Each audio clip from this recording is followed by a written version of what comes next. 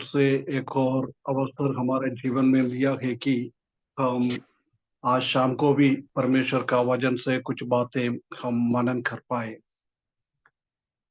कई महीनों से हम मसीही पारिवारिक जीवन, हमारा प्रायोगिक जीवन कैसे हमको आगे बढ़ाना है, ये चीज को हम देख के आ रहा था।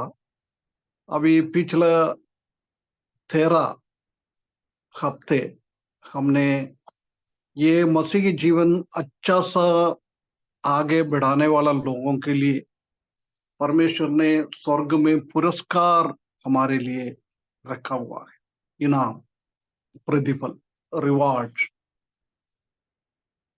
परमेश्वर को हमको रिवार्ड देने का जरूरी क्या है? क्योंकि हम ऐसी लोग थे, बिल्कुल शैतान के पीछे चलने वाला लोग। हमारे अपने आप को कोई खूबी नहीं था। नहीं, गाना ऐसी गाना, कोई खूबी नहीं जेब में, कोई खूबी नहीं। उसके बाद भी परमेश्वर ने खुद इस दुनिया में आकर हमारे लिए अपना जान दिया है। इसलिए परमेश्वर के लिए हम कुछ भी करें, उसका कोई प्रतिफल का जरूर नहीं है, क्योंकि ऑलरेडी परमेश्वर ने बहुत बड़ा ये एक प्रतिफल हमारे जीवन में 2000 साल पहले दिया हुआ है।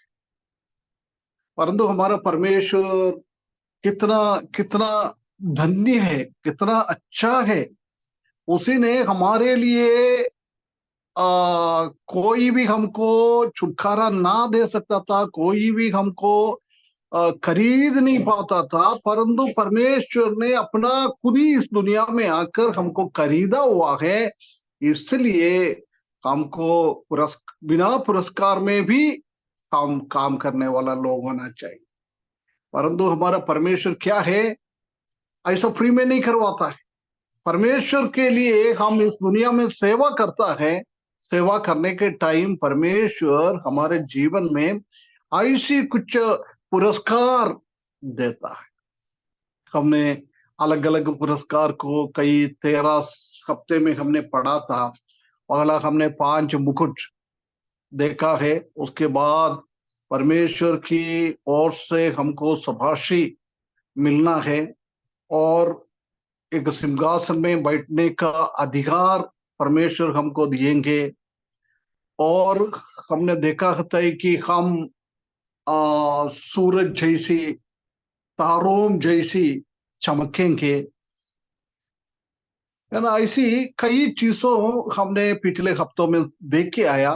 पिछले 2 हफ्ते हमने ये देखा था कि प्रकाशित वाक्य 2 अध्याय और 3 अध्याय में 7 कलीसिया के बारे में लिखा हुआ है। वो हर एक कलीसिया को परमेश्वर उसको मैसेज दे रहा है, प्रभु यीशु मसीह मैसेज दे रहा है। सबसे आखिरी में ये बताता है कि जो इसमें से जीत जाएगा उनको ये पुरस्कार दे दूंगा, ये पुरस्कार दे दूंगा। पहला एफेसुस कलीसिया को कौन सी पुरस्कार दिया था? एफेसुस कलीसिया के लिए परमेश्वर ने, प्रभु यीशु मसीह ने कौन सी पुरस्कार वायदा किया है? स्वर्गलोक का फल खाने को। हाँ, है ना। हमारा जीवन की वृक्ष का फल खाने का अधिकार परमेश्वर देता है। पाप के कारण वो खोया हुआ था, कोई भी उसी का फल नहीं खाया है। परंतु एफेसुस का कलीसिया का गलतियों से कौन जीत जाता है? उसका गलती क्या था? एफेसुस कलीसिया का गलती फर्स्ट लव। फर्स्ट लव, है ना। पहला प्रेम छोड़ दिया है ना। जिसने वो प्रेम बिना छोड़ते हुए और प्रभु के लिए हम प्रेम में आगे बढ़ता है, उन लोगों को परमेश्वर ये जीवन का फल का पेड़ का फल देता है। दूसरा कलीसिया था, कौन सी कलीसिया है? स्मुरना स्मुरना की स्मुरना कलीसिया। कलीसिया है ना। स्मुरना कलीसिया को क्या गलती था उनका कलीसिया में? स्मुरना कलीसिया का गलती जीवन का मुकुट। नहीं, गलती गलती गलती और दरिद्रता। गलती गलती उसने गलत क्या किया है? एफेसुस का कलीसिया में गलत ये था कि कितना प्रेम स्टार्टिंग में प्रभु के साथ था, भाई लोगों के साथ था, वो खत्म होते गया। परंतु स्मुरना का कलीसिया में पिछले हफ्ते हमने पढ़ा था, कोई गलती पढ़ा था हैं? तो कोई ना कोई बोले। दुख दुख उठाने के बारे में। नहीं, वो तो दुख उठाया ना, वो तो अच्छा किया ना।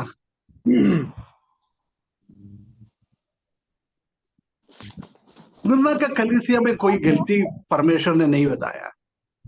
जी। हम सात कलीसिया ना, सात कलीसिया को हमको तीन रीति से उसको डिवाइड कर सकता है। दो कलीसिया में कोई गलती नहीं बोला है, दो कलीसिया में सिर्फ गलती ही बोला है, कोई भलाई नहीं। तीन कलीसिया ऐसी है, उसी में भलाई भी है, गलती भी है ना। अभी मैं नाम बताता हूं। उसी में से कोई गलती नहीं है, वो कलीसिया है स्मुरना और फिलाडेल्फिया, छठवा, दूसरा और छठवा कलीसिया। किसको किसको था गलती नहीं है? स्पुरना और फिलिदिकिया। हाँ, स्मुरना और फिलाडेल्फिया का कलीसिया को बारे में कोई गलत प्रभु यीशु मसीह ने बताया नहीं। अभी दो कलीसिया ऐसी है, उसी के बारे में कोई भलाई बोलने के लिए है ही नहीं, सिर्फ बुराई। वो कलीसिया है सरदीस और लवोदुकिया। सरदीस और लोदिकिया। लवोदुकिया, पांचवा कलीसा और सातवें कलीसा। ये दोनों कलीसिया में सिर्फ बुराई बुराई, कोई भलाई नहीं। अभी बचा हुआ है तीन कलीसिया।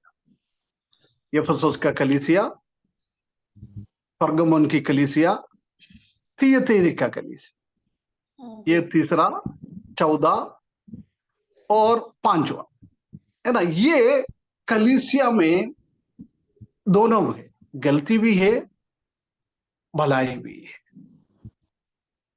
समझ में आया ना?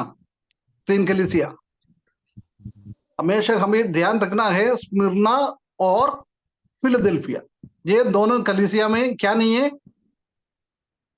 सिर्फ गलती ही गलती है। गलती है नहीं, आरोप नहीं लगाया है प्रभु। जी। दो कलीसिया में सिर्फ आरोप ही है, तो सिर्फ गलती है। कौन सी है? सरदीस और फिलिदिपिया। नहीं, लवोदिकिया ना, लवोदिकिया है।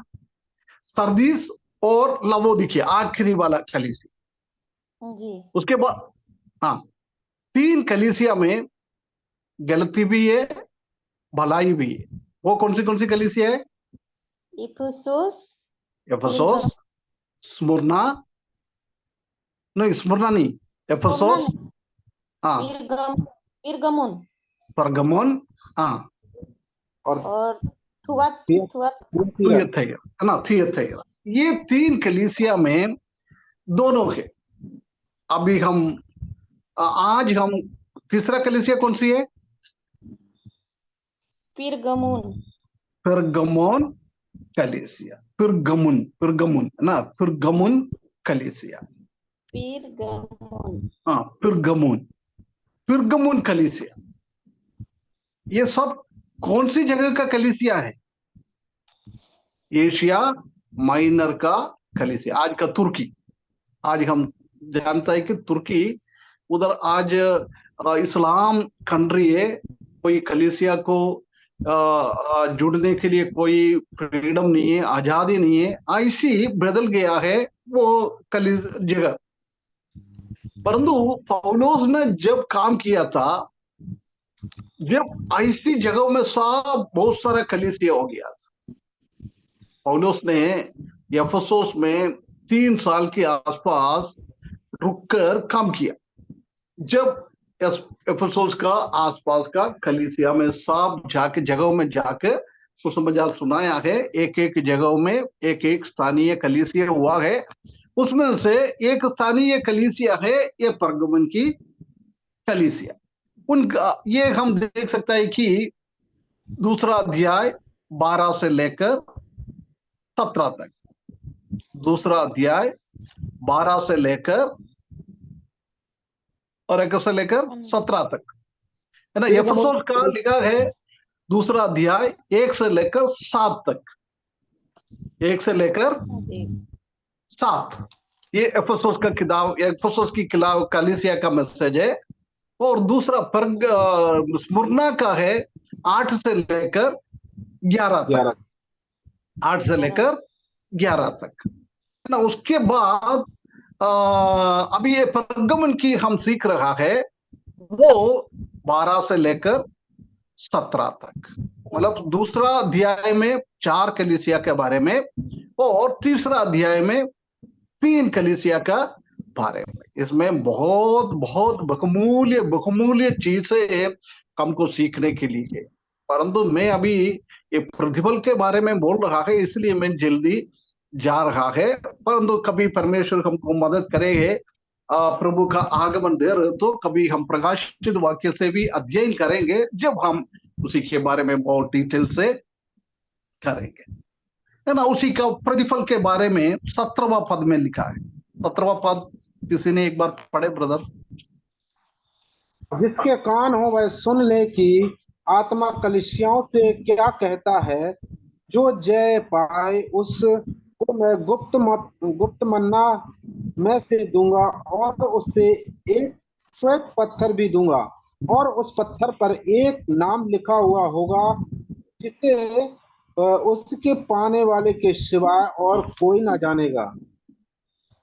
है ना। इधर हम देख सकते हैं कि परमेश्वर ने आ, 2-3 चीजों को इधर हम देख सकता है। 3 चीजों को हम इधर देख सकता है। पहला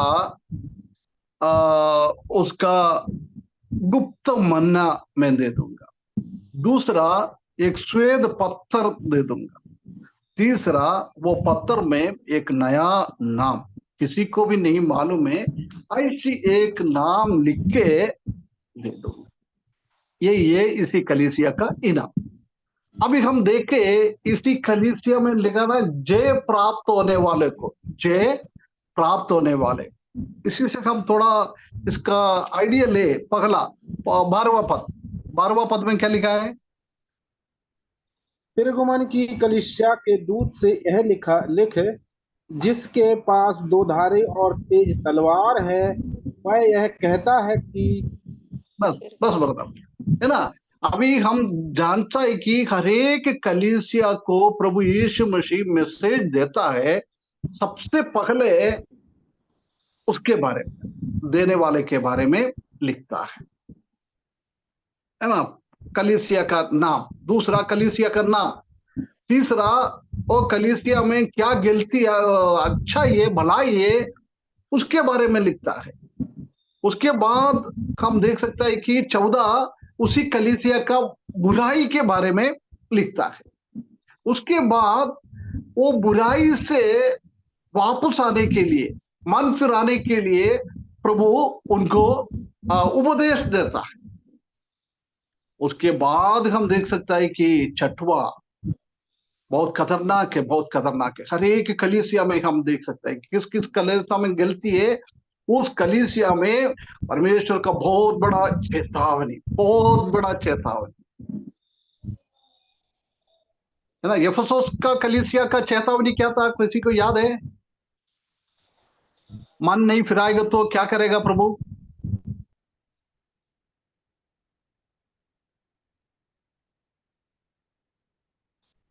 याद है ना? इसी स्टाइल पे अपन सीखेगा तो ना, कभी भी हम भूलेगा नहीं है ये चीज को।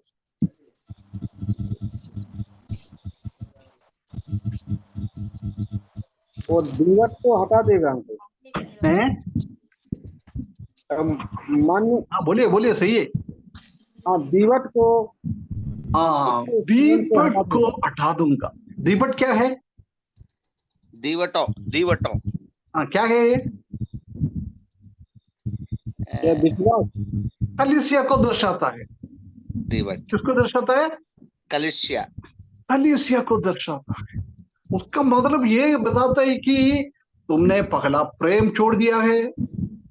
प्रभु बोल रहे हैं तुम वापस आ जाओ। कहाँ तुमने गिरा है, उधर तुम वापस आ जाओ। ये बात को वो लिखता है।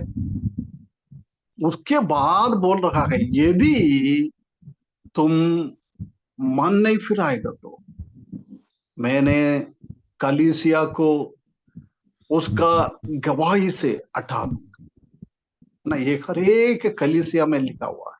मतलब किसके किसमें गलत है, उन कलीसियाओं को ये ऐसी चेतावनी दे रहा है, वाणी। ये प्रिय भाइयों बहनों, आजकल हमारे लिए भी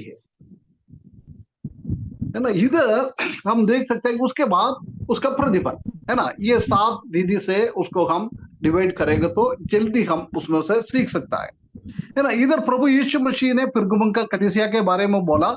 उसके बाद प्रभु यीशु मसीह के बारे में क्या बोल रहे हैं वो? प्रभु यीशु मसीह के बारे में क्या लिखा है? पहला पद में, 12 पद में, दो धारी दो धारी और तेज तलवार है। जिसके पास 2 धारी और चौकी तलवार है। 2 धारी और चौकी तलवार। जब प्रभु यीशु मसीह ने अपने बारे में एक कलीसिया को बताता ना, उसी से हम समझ सकता है कि वो कलीसिया का कंडीशन, उसका अवस्था क्या है।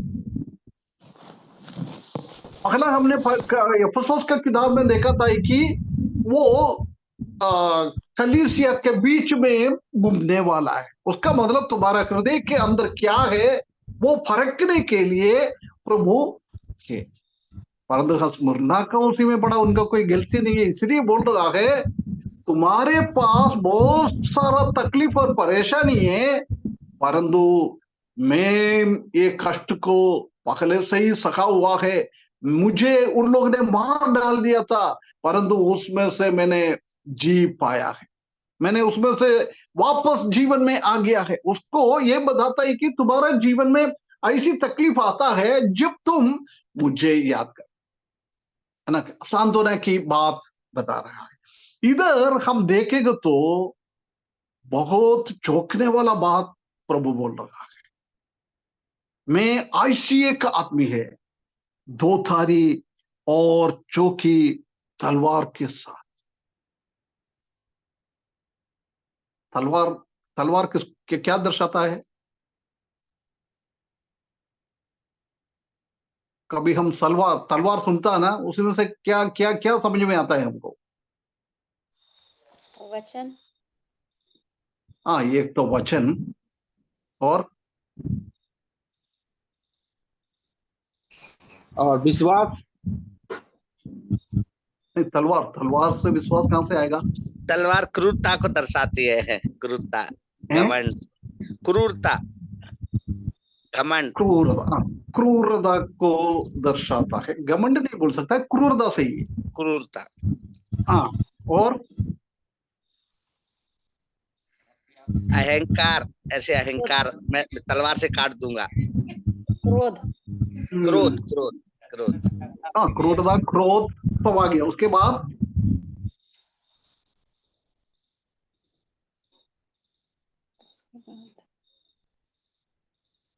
ना दंड देने के लिए ना, क्या के लिए? दंड, दंड। है ना। कोई हम जानता है कि पहला टाइम में तो, आजकल तो ठीक है, पर पुराना जमाने में कोई गलत कैसे करेगा तो क्या करता? तलवार से काटता। पौलुस को पकड़ा है, तलवार से काटा है नीरो ने। याकूब को भी पकड़ा है, तलवार से काटा है ना। ये पनिशमेंट, दंड देने का को दर्शाता है। उसका मतलब पिरगमोन कलीसिया में प्रभु यीशु मसीह ऐसी आ रहा है एक क्रोध व्यक्ति के जैसे। प्रभु यीशु मसीह इस दुनिया में था, एक बार बहुत क्रोधित हो गया था ना, कब है कुछ याद है?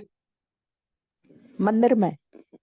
हाँ, मंदिर में ना, मंदिर में गया है, उधर जाकर तो मंदिर पूरा खराब कर रहे, बेचने वाला खरीदने वाला ऐसी लोगों से भरा हुआ है, इसलिए प्रभु ने बहुत क्रोधित हो गया था। जाके उनका मेज, उनका टेबल, हर एक चीज उठा के फेंक दिया था।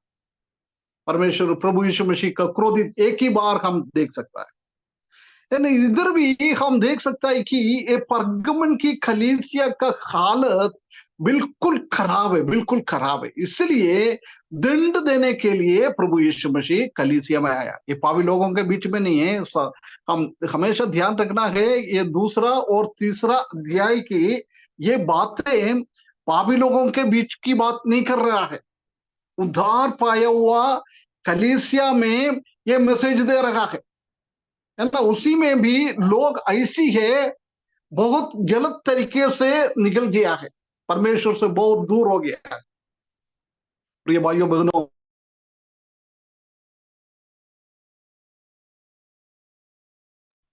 हमारे जीवन में भी हम, आवाज आ रहे?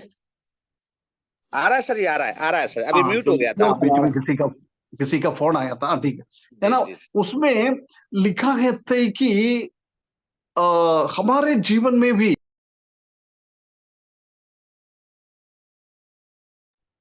जब परमेश्वर हमारे सामने दंड लेते हुए, दंड देने के लिए तलवार के साथ हमारे सामने आ जाएगा, है ना। इसलिए हमारा कलीसिया जीवन को बिल्कुल हमको सतर्क रखना है, सतर्क रखना है, क्योंकि प्रभु यीशु मसीह हमारा हृदय को जानने वाला है। हमारे हृदय का गड़बड़ियों को परमेश्वर जानता है, इसलिए हमारा हालत देखते हुए उसी हिसाब से हमारे साथ व्यवहार करने वाला है प्रभु। स्मिरना का अच्छा था, इसलिए उसने उनके साथ अच्छा व्यवहार में आया के बोल रहा है, मेरे पास शक्ति है, मैं मरा हुआ था अभी जी उठा है।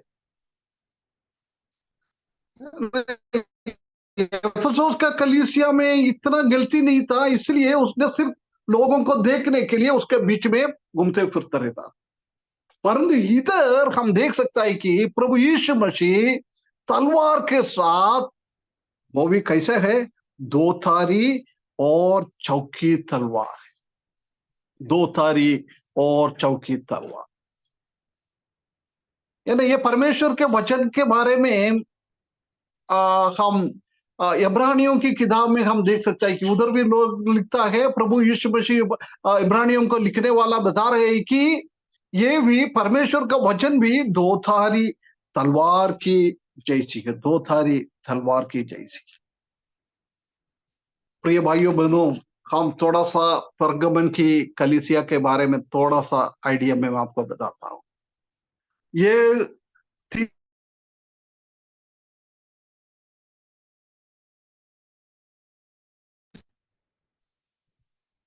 तीसरा और तीसरा 14 और 5वीं, मतलब एडी 200, एडी 300 और एडी 500, ये कलीसिया को दर्शाता है। उसी टाइम का कलीसिया का हालत कोई जानता है? ये एडी 312 से लेकर 606 तक का टाइम की बातें बता रहा है। ये तीसरा शताब्दी में कलीसिया में बहुत बड़ा एक इंसिडेंट हुआ था। स्मिरना में तो कलीसिया बिल्कुल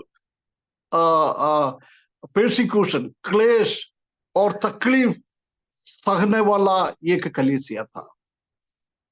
परंतु ये पेर्गमन का कलीसिया है, उसको बोलता है कॉम्प्रोमाइजिंग कलीसिया।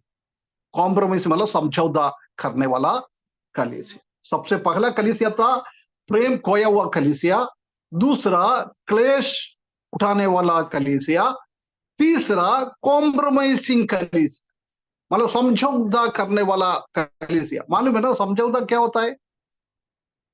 मेल मिलाप। मेल मिलाप, है ना। उसी से यही है कि हम सच्चाई को थोड़ा इधर उधर करता है।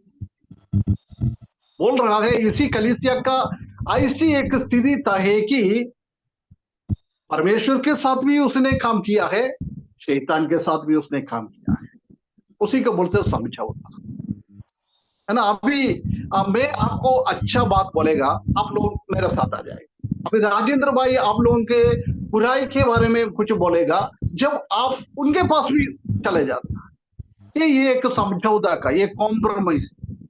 अरे चलता है यार, हैं? इतना खरा क्या होना है, उधर का भी चलेगा इधर का भी चलेगा, है ना। ये कलीसिया का ऐसी एक स्थिति था कि रोमियो में बहुत सारा राजा लोग था ना, नीरो है, डोमिशियन है। ऐसी ये तीसरा शताब्दी का एक राजा था कॉन्स्टेंटाइन, क्या बोलते हैं उसको, साम्राट। राजा नहीं बोल सकता, उससे भी बड़ा है, साम्राट, है ना, एम्परर अलेक्जेंडर, ये सम्राट है। अकबर एक सम्राट था, क्योंकि पूरा दुनिया के ऊपर कब्जा करने वाला लोग था।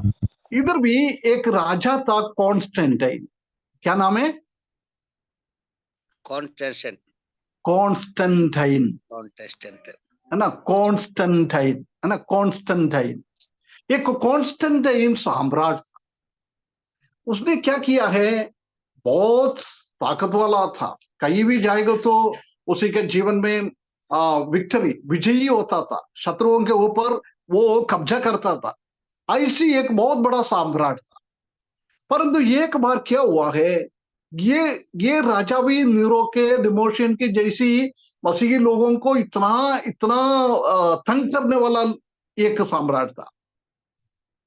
परंतु उसने एक दिन एक युद्ध के लिए गया है, वो युद्ध में वो पराजित हो गया है। पराजित होके इतना इतना व्याकुल हो गया, अरे पहली बार ऐसी बात हुआ है। उसने क्या है, ऐसी सोच के सो गया। सोने के टाइम उसी के सामने एक क्रूस का निशान देखा। क्रूस का निशान, एक क्रॉस, हम जानते हैं ना, क्रॉस, क्रॉस का निशान। ये क्रॉस का निशान देखा है, उसको समझ में आ रहा है ये तो क्रॉस तो ईसाई लोगों का है, मसीही लोगों का है। उसने क्या कर दिए है, अगले दिन उनका सेनाओं को, सेनापतियों को सबको बुलाया है, सबके पास ऐसी एक क्रूस बनाकर सबके हाथ में दिया है। तुम बोलो मैंने कल स्वप्न में ये बात देखा है, इसलिए क्या करना है, ये क्रॉस लेके आप लोग युद्ध के लिए चले जा। क्या है, उसी दिन वो क्रॉस लेके गया है, उसको विजय प्राप्त हो गया है। उसने ये सोचा है कि अरे यार ये तो क्रॉस है ना, ये तो मसीही लोगों का है, इसलिए उसने विजय प्राप्त होकर वापस उसका राजधानी में आया। अगले दिन सब लोगों को बुलाकर, है ना, उनका सेनापतियों को, सब मंत्रियों को, सबको बुलाया है।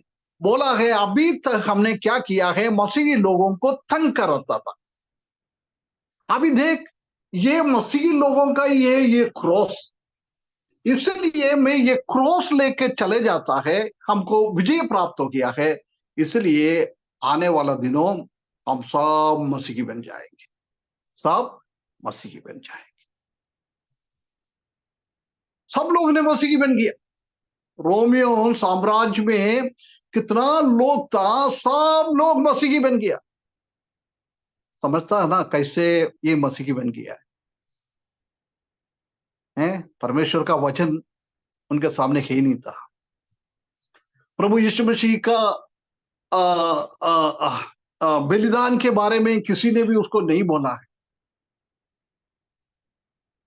परंतु ये शैतान ने पहला शताब्दी, दूसरा शताब्दी में ऐसा सोचा था है कि तंग करते हुए तंग करते हुए तंग करते हुए ये मसीही लोगों को खत्म करूं। परंतु जितना शैतान ने उसको तंग करने के लिए कोशिश करता है, उतना वो कलीसिया बढ़ते जा रहे बढ़ते जा रहे बढ़ते जा रहे। अरे बाप रे, शैतान ने सोचा ये काई की बात है यार, हमने इतना को मार डाल रहे, इतनों को कष्ट दे रहा है, तकलीफ दे रहा है। स्मुरना कलीसिया में हमने देखा है उसी का वो दरिद्रता और क्लेश क्लेश ऐसी है, उनको सहने से भी बहुत गुना। एक आदमी का 30 किलो का वजन है तो उनके ऊपर 3000 किलो का भार रहता है।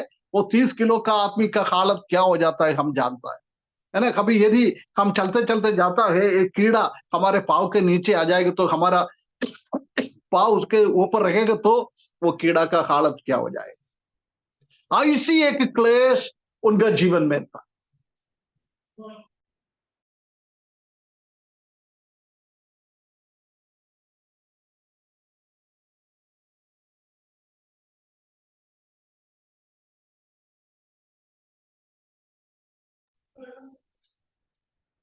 परमेश्वर की है ना ऐसी क्लेश सकते हुए वो सोचा था कि ये शांत हो जाए, ये खत्म हो जाएगा। परंतु ये बढ़ते जा रहे बढ़ते जा रहे बढ़ते जा रहे। इसलिए शैतान ने एक चीज इसी कलीसिया के बीच में लेके आया है। ऐसी लोगों को इसी में जोड़ दो, उद्धार नहीं पाया, दुनिया का लोग है, ऐसी लोगों को लेके आना है। क्योंकि मसीही लोगों का परमेश्वर की वचन के हिसाब से चलने की बात खत्म हो जाएगी जब से ये रोमन कैथोलिक चालू हो गया है। ऐसी बोल रहा है, जब ये कॉन्स्टेंटाइन ने, ये सम्राट ने उसको बोला कल से सब मसीही बनना है, जब क्या किया है उनका उधर का वो सूर्य देवताओं को वो पूजता था, सूर्य देवताओं को पूजता था, है ना। उसी में बहुत सारा मंदिर था, बहुत बड़ा बड़ा मंदिर ये सब था। वो मंदिर की पुजारी आके पूछा, अरे अभी तक हमने सूर्य देवताओं को आराधना कर रहा था, उसी का हमने गाना गा रहा था, उसी को हम महिमा कर रहा था, अभी हम यीशु मसीह का क्या करेगा, हमको तो कुछ आता नहीं है, हम क्या करेगा। जब उसने बोला कुछ भी नहीं करना है, कहां कहां तुम्हारा भगवान का नाम तुमने ले रहा है, उधर उधर यीशु मसीह का नाम ले लो, और कुछ भी नहीं कर। आजकल रोमन कैथोलिक में और नामधारी कलीसिया में हम देख सकता है कि उधर का आराधना क्रम चल रहा है ना, ये सब अन्य जाति लोगों का आराधना के जैसी है। सिर्फ हम उद्धार पाया हुआ लोग है, हमको आराधने में कोई क्रम है नहीं, है ना। बाकी सबको कुछ क्रम है। वो क्रम सब कहां से आया, ये अन्य जाति लोगों के बीच में से आया।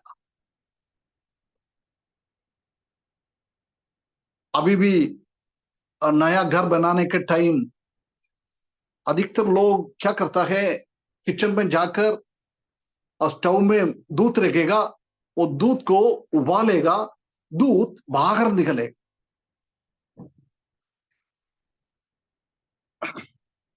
ये सब कौन सी है, ये सब अन्य जाति लोगों का सिस्टम है।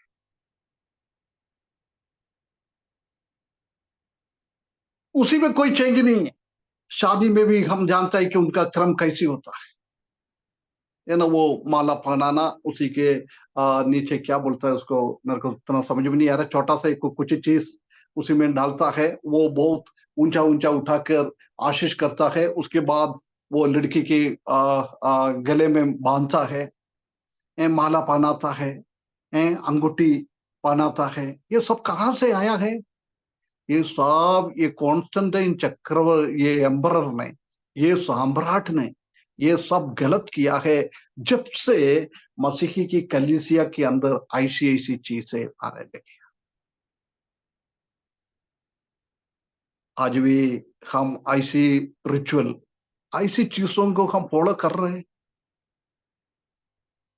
हमारा नया मकान बनाने के टाइम, उसी के अंदर प्रवेश करने के टाइम, और हमारा बच्चों लोगों का शादी के टाइम, प्रिय भाइयों बहनों, हम ऐसी काम कर रहे हो तो ये आप समझ ले, ये शैतान की काम है, ये शैतान की काम है ना। ये कलीसिया के अंदर पूरा शैतान की बातें घुस गया है, घुस गया है। आज भी हम देख सकते हैं कि हमारा ब्रदरन वाले को भी, पंदकोस वालों को भी, उसी में भी ऐसी ऐसी बहुत सारी चीजें, दुनियादारी का चीज आ गया है। उधार पाए हुआ ग्रुप के अंदर भी अभी दुनियादारी और अन्य जाति का क्रम हमारे इसमें आ गया है। प्रिय भाइयों बहनों, हम सतर्क रखे, सतर्क रखे, है ना। एक प्रभु का दास ने ऐसी बोला है, इसी टाइम हम, मैंने कलीसिया को ढूंढने के लिए निकल गया है, कलीसिया को दुनिया में मिला है, और मैंने दुनिया को ढूंढने के लिए निकल गया है, दुनिया को मैंने कलीसिया में देखा है। समझ में आया क्या बोल रहे मैं? हैं? मैं कलीसिया को ढूंढने के लिए निकला है, कलीसिया को मैं दुनिया में देखा है।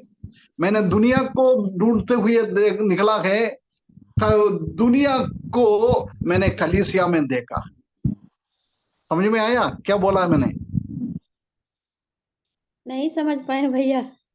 नहीं समझा? दुनिया हम जानते हैं कि स्टार्टिंग में जब कलीसिया चालू हुआ था ना, वो कलीसिया अलग ही था, कोई दुनियादारी उसी के अंदर आया नहीं। उनको देख के लोगों को समझ में आया ये अलग से कुछ ग्रुप है।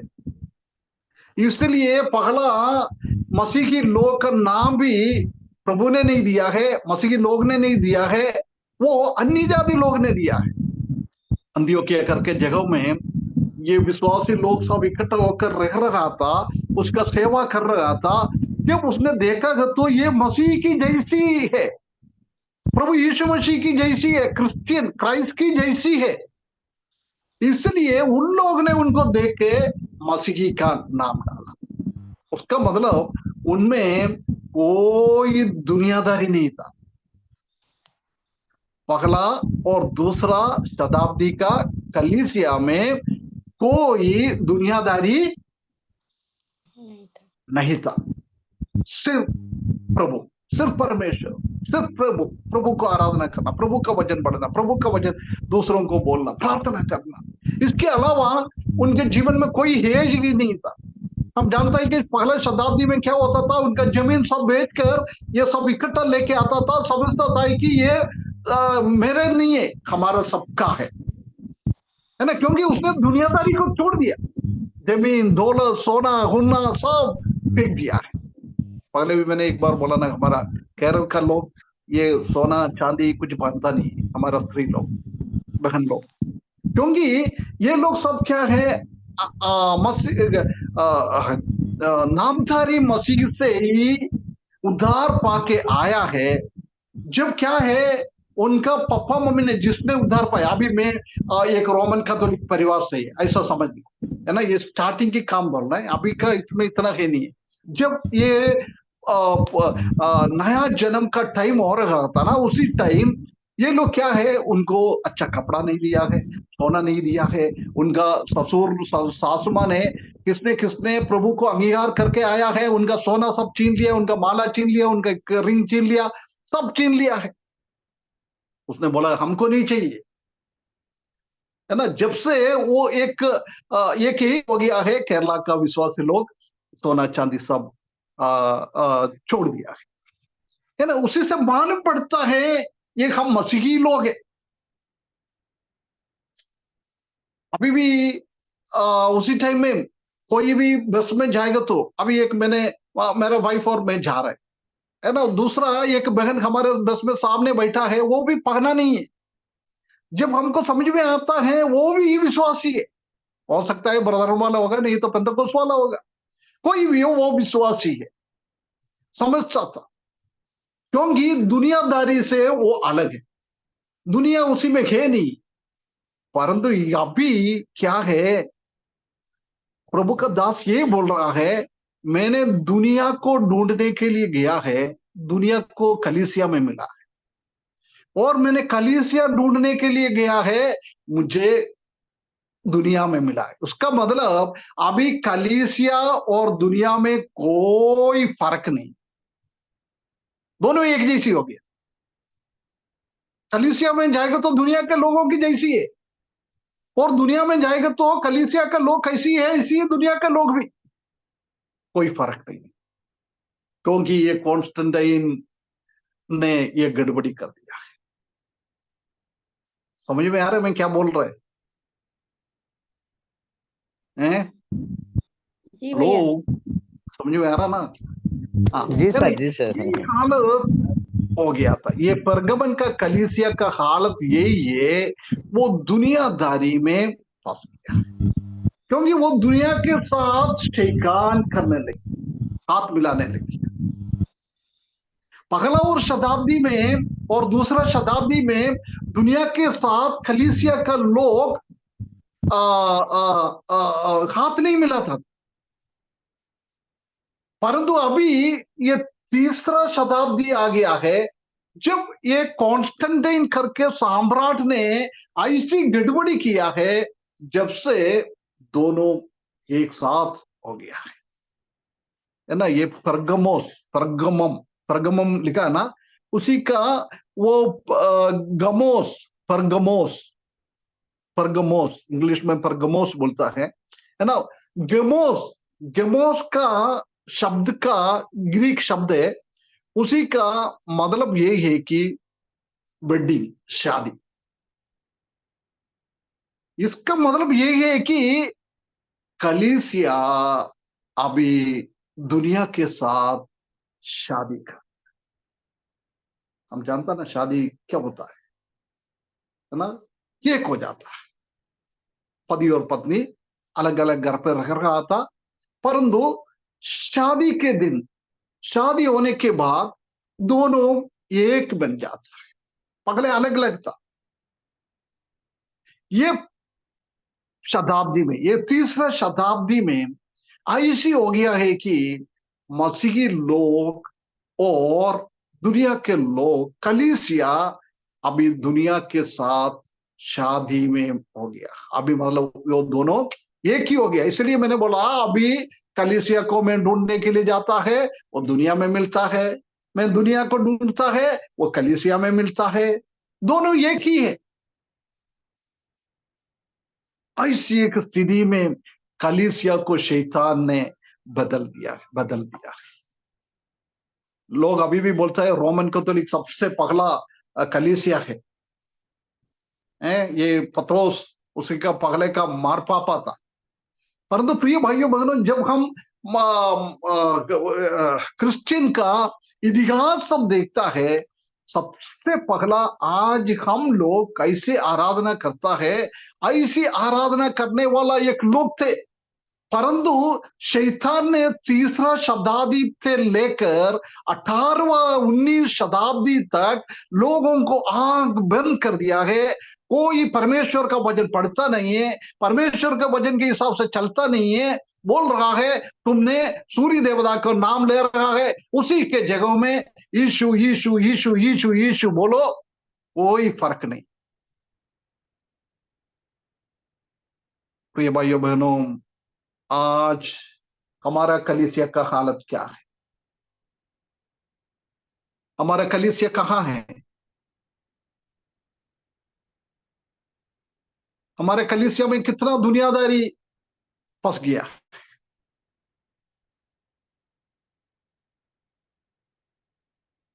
आज विश्वासी लोगों का, प्रभु का दास लोगों का, बच्चे का कपड़ा पहनने का तरीका, दुनिया के अन्य जाति लोगों के बच्चे लोग पहन रहा है, उससे भी खतरनाक रीति से, गंदा तरीके से हमारा बच्चे लोग कपड़ा पहनता है। आजकल हमारा बच्चे लोग दुनिया का बच्चों लोगों के, अन्य जाति लोगों का बच्चा लोग कैसे बातचीत करता है, उससे भी खतरनाक तरीके से हमारा बच्चों लोगों से मुंह से अपशब्द निकलता है।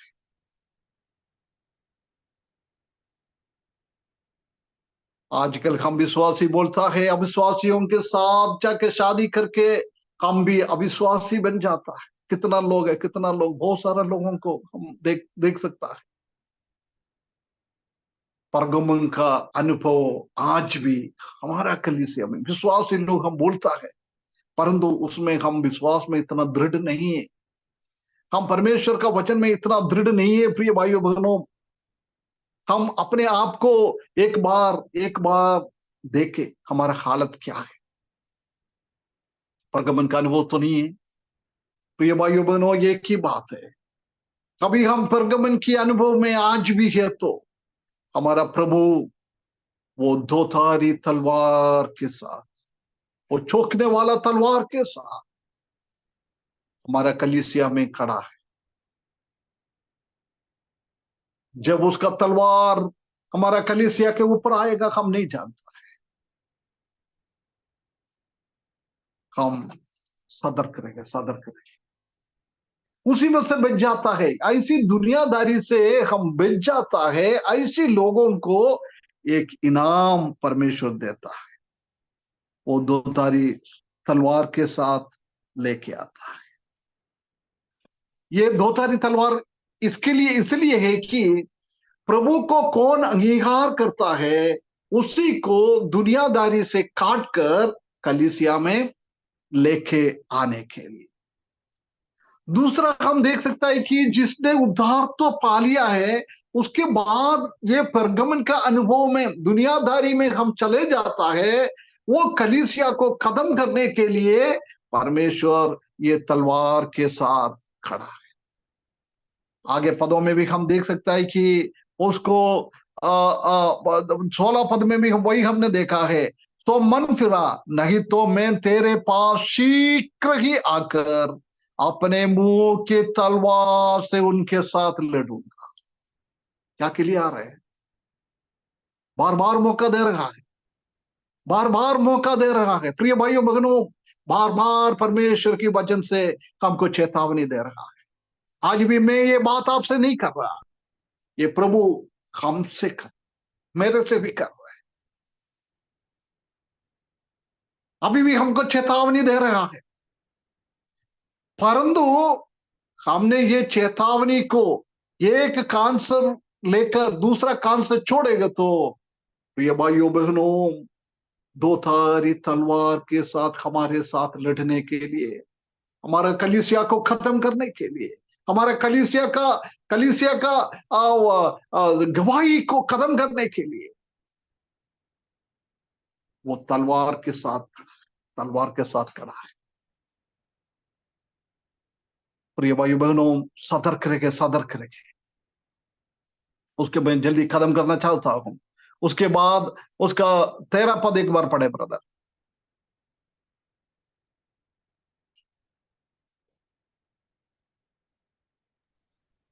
कोई नहीं है पढ़ने के लिए? 3 का 13 सर। मैं यह जानता हूँ कि तू कहाँ रहता है, जहाँ शैतान का सिंहासन है, तू मेरे नाम पर स्थिर रहता है और मुझ पर विश्वास करने से उन दिनों में भी पीछे नहीं हटा जिनमें मेरा विश्वास योग्य साक्षी अंतिपास तुम्हारे बीच उस स्थान पर घात किया गया जहाँ शैतान रहता है ना। ये परगमन की ये कलीसिया के बारे में बोला ना, ये जगह है ना, ऐसी एक जगह है शैतान को आराधना करने वाला। ऐसी एक बहुत बड़ा एक मंदिर था, उनको शैतान के रूप में एक चीजों को बनाया था, ऐसी शैतान के लिए सिंहासन बनाया था, बहुत बड़ा मंदिर था। उसके बाद दूसरा हम देख सकता है कि उसी टाइम ये सम्राट लोगों को आराधना करने के लिए प्रोत्साहन करता था। परमेश्वर के सामने, भगवान के साथ पीछे ना जाए, किसको वो आराधना करना है? वो सिंहासन में बैठने वाला सम्राट को आराधना करना। ऐसी शैतान की चीजों भरा हुआ एक जगह था ये परगमा। परंतु उसी के में भी थोड़ा बहुत अच्छा लोग था विश्वास में। हम जानता है कि सब कलीसिया में कुछ लोग अच्छा लोग है ना, रोमन कैथोलिक हम बोलता है प्रभु का वचन के हिसाब से नहीं चलता है, परंतु उनके बीच में भी कुछ लोग हैं परमेश्वर का वचन जानने वाला, उद्धार पाया हुआ लोग उसी के बीच में भी है ना। सब दूर शैतान का है, परंतु उसके बीच में भी लोग रहता है। और 14 पद ब्रदर।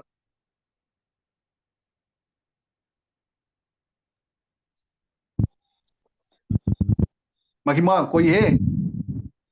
पर जी सर, मुझे जी सर।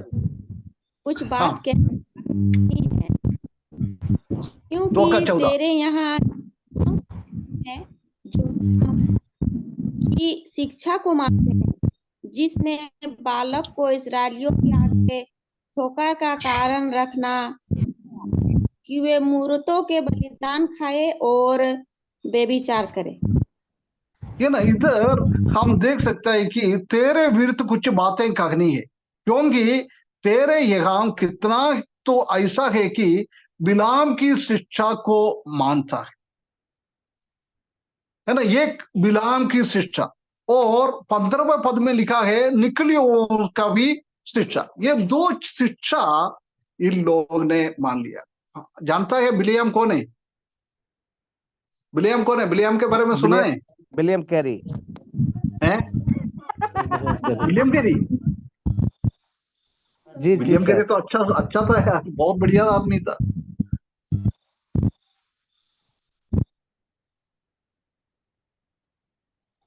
विलियम हैं? विलियम विलियम विलियम के बारे में सुना है? भैया बिलाम और बिलाप का जो घोड़ा था, ये गधा जो बिलाम युद्ध के का, बारे में सुना था। बिलाप वही हाँ, ना? कौन है बिलाम? हाँ हाँ, बिल्कुल बिल्कुल। कौन है? एक दुष्ट राजा था। बिलाम दुष्ट राजा। दुष्ट राजा?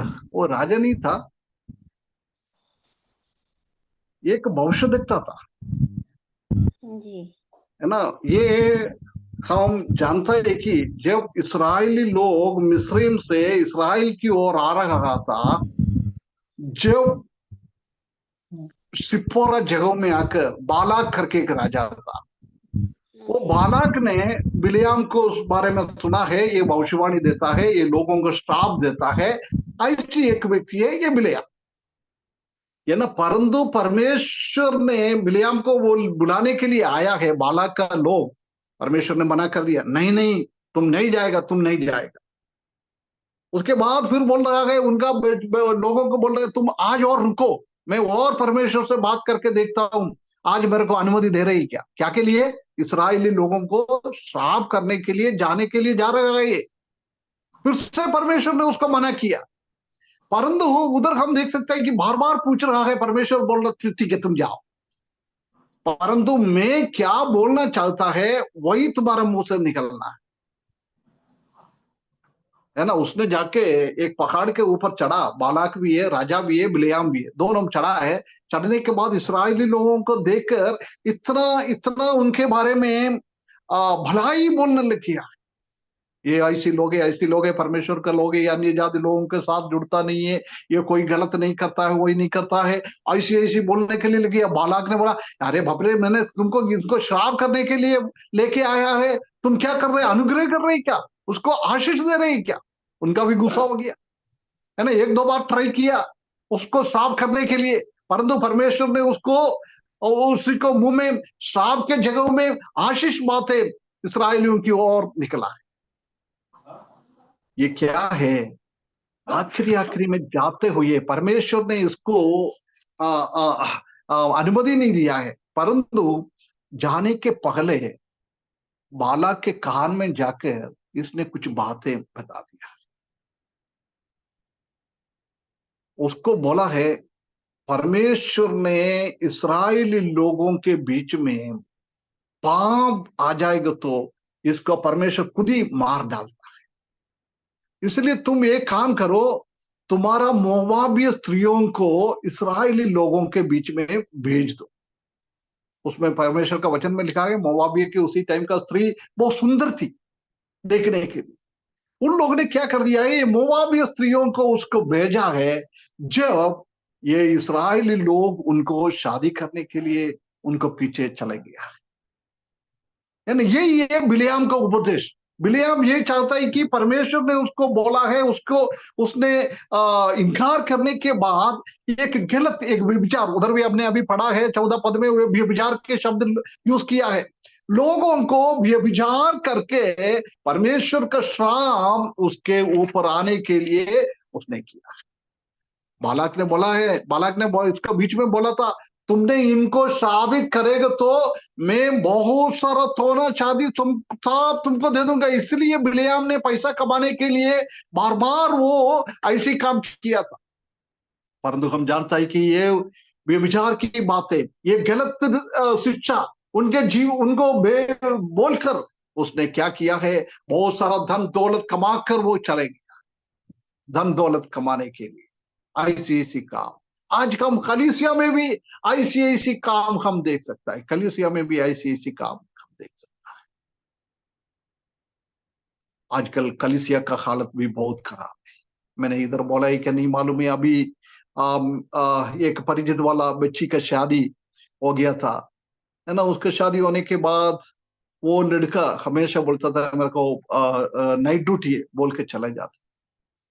कई महीनों के बाद वो लड़की को मालूम पड़ गया है कि ये लड़का कोई शादी सुधरा हुआ एक विधवा स्त्री के साथ गलत रास्ते में। प्रिय भाइयों बहनों, आज हमारा कलीसिया में हो रहा है ऐसी कई प्रभु का दास लोग, बहुत बहुत फुल फीट में बाइबल अध्ययन करने वाला लोग, सिखाने वाला लोग, कन्वेंशन में बोलने वाला लोग, उन लोग भी और औरतों के साथ उनका संबंध, कई प्रभु का दास लोगों को पकड़ा है। ऐसी एक स्थिति में आज हम बदल गया। ये बिलेआम का उपदेश, परंतु इसी उपदेश से कौन जीत जाता है, उसी को वो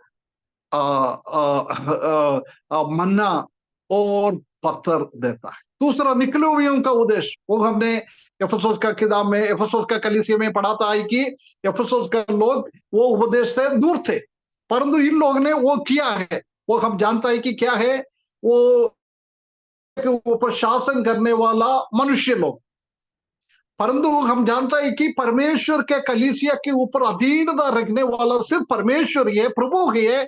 मनुष्य के बाकी सब मनुष्य लोग एक जैसी है, वो इवांजेलिस्ट हो, प्राचीन हो, कोई भी हो, सब एक जैसी है। परंतु कई कलीसिया में हम देख सकता है कि इवांजेलिस्ट लोग और प्राचीन लोग कब्जा करके बैठा है, हम ही है। कई परिवार कलीसिया के ऊपर कब्जा करके बैठा हुआ है। वो निकलोवियों का उपदेश है। नामधारी कलीसिया में वही हम देख सकता है। उसी में भी उनका पादरी लोग, वो सब उसी का नेता है, उनके कब्जे में है कलीसिया, है ना। ये दोनों उपदेश से निकलने वाला लोगों को परमेश्वर ये ये पुरस्कार देता है। मैं थोड़ा सा टाइम आपसे लेकर बताता हूं। अभी 16 पद तो हमने देखा था कि तुमको मैं मन फिराने के लिए, निकलोवियों का उपदेश से तुम बाहर आ जाओ, ये बिलेआम का उपदेश से तुम बाहर आ जाओ, नहीं तो मैं तुमको काट डालूंगा, कलीसिया को हटा दूंगा।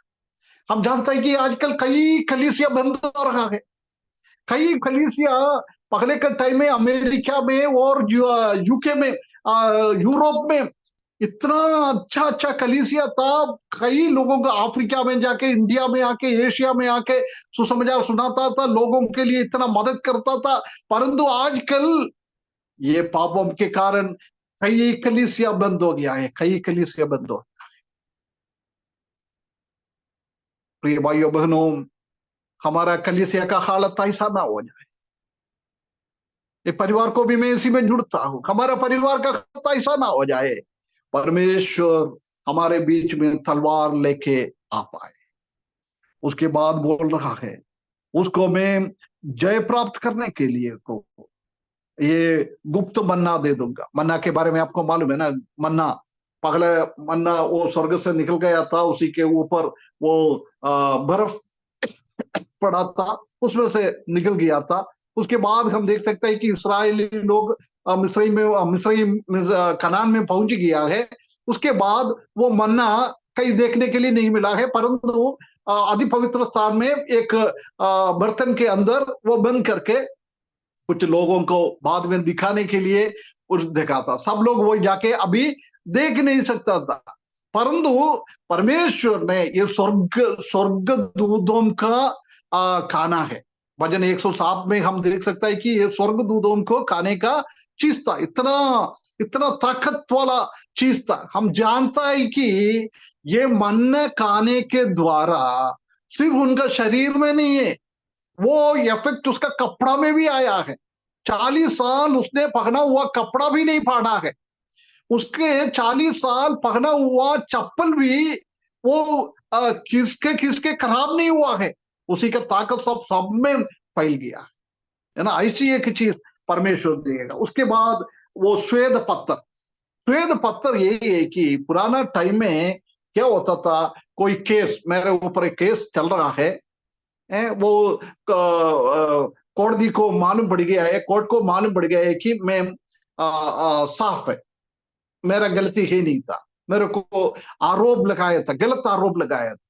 जब मैं उसमें से साफ निकल गया तो उसी टाइम एक सफेद पत्थर देता, किसने गलत है उसी को एक काला पत्थर देता था। उसका मतलब सफेद पत्थर किसके पास है, वो बता रहे हैं कि ये आदमी साफ है, खरा है। काला पत्थर किसके पास मिलता है, वो बिल्कुल दुष्ट है, वो गलत किया हुआ है। हमको भी परमेश्वर वो सफेद पत्थर दिएगा, क्योंकि सफेद पत्थर लेके हम स्वर्ग में घूमता है, उसका मतलब यही है कि ये कोई भी अभिचार में नहीं गया है, ये बिलियाम का उपदेश में नहीं गया है, ये निकलोबियम का उपदेश में नहीं गया है। ये मेरे लिए एक अच्छा नमूनादायक जीवन बिताया हुआ एक व्यक्ति था, उसी में भी एक नया नाम किसी को भी नहीं मालूम है, ऐसी परमेश्वर ने एक नाम हमको दिया। तो ये भाइयों बहनों, ये इनाम पाने के लिए, हमारा जीवन बिताने के लिए परमेश्वर हमको सहायता करे। परगमुम की किताब कलीसिया का गलतियों को हम ना करें, उसे हम दूर हो जाए, उसी के ऊपर हम विजय प्राप्त करें। जब परमेश्वर ने हमको ऐसी ऐसी चीजों को परमेश्वर दिएगा। एक बार अपने बारे में सोचने के लिए, हमारा गलतियों को देखने के लिए, मन फिराने के लिए परमेश्वर ये बातें आज भी हमको कर रहा है। मन फिराएगा तो परमेश्वर हमको वापस ले लेगा। कभी मन नहीं फिराया, फिर भी हम यही गलत में आगे बढ़ रहा है। तलवार लेके परमेश्वर हमारे सामने आएगा, तलवार लेके। ये चेतावनी की जैसी परमेश्वर का वचन है, मेरा वचन नहीं है, परमेश्वर का वचन। परमेश्वर हमसे बात कर रहा है। हमारा नमूनादायक जीवन, विश्वास योग्य जीवन, गलत से, दुनियादारी से अलग होकर हमारा जीवन बिताने के लिए परमेश्वर हमको इस वचन के द्वारा सहायता करे। आज जुड़ा हुआ 25-26 लोग जुड़ा था स्टार्टिंग में, सबको परमेश्वर आशीष करे, अनुग्रह करे, एक अच्छा नमूनादायक जीवन बिताने के लिए, एक इनाम पाने के हिसाब से हमारा जीवन बिताने के लिए परमेश्वर इस वचन के द्वारा सहायता करे। उसके बड़े नाम की महिमा।